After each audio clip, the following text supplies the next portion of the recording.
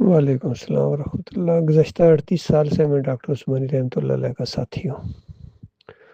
اور بالکل اس دعوت کو میں حق سمجھتا ہوں، اللہ کی رحمت اور شفقت سمجھتا ہوں،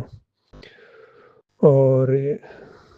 بالکل یہ ایک روشنی کی کرن نظر آ رہی، اس کے علاوہ کوئی صورت نظر نہیں آتی ہے امت مسلمہ کے اٹھنے کی، کیونکہ جتنی بھی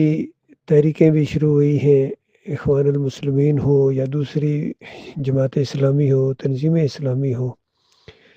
ان کے ناکام ہونے کی سب سے بڑی وجہ یہی ہے کہ انہوں نے ایمان خالص کو بنیاد نہیں بنایا ہے، اور اگر شروع میں کسی نے تھوڑا بہت بنیاد بنایا بھی ہے تو تھوڑی سی جب ان کو کامیابی ملی تو اس کے بعد یہ جمہوریت کی طرف یا اس طرح وہ شرک کی طرف پھر مائل ہو گئے، شرک کو ساتھ لے کے چلے ہیں، تب بربادی آئی ہے۔ اور ہمارے لیے یہ بہت بڑی ایک نعمت ہے کہ ڈاکٹر عثمانی رحمۃ اللہ علیہ آخری لمحے تک اس ایمان خالص کے اوپر قائم رہے ہیں، اور جتنی مخالفت ہوتی تھی ڈاکٹر صاحب کے اندر اور زیادہ جوش اور ولولہ آتا تھا، اور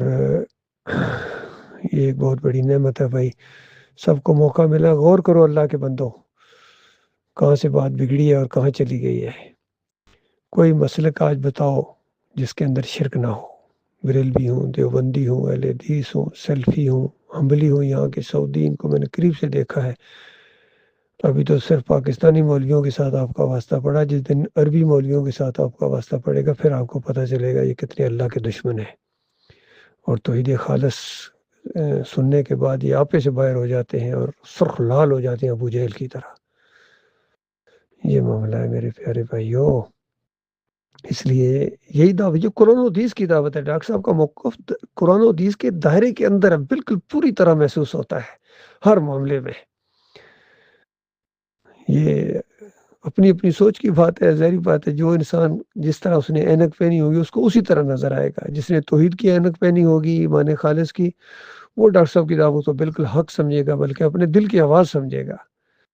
اور جس نے مسلک کی اینک پہنی ہوئی ہے، شرک کی اینک پہنی ہوئی ہے، دنیا داری کی اینک پہنی ہوئی ہے، وہ کبھی اس دعوت کو سمجھ نہیں سکتا ہے، اس کو بلکہ چبھے گی، اس کے لیے یہ دعوت بڑی بھاری دعوت ہے۔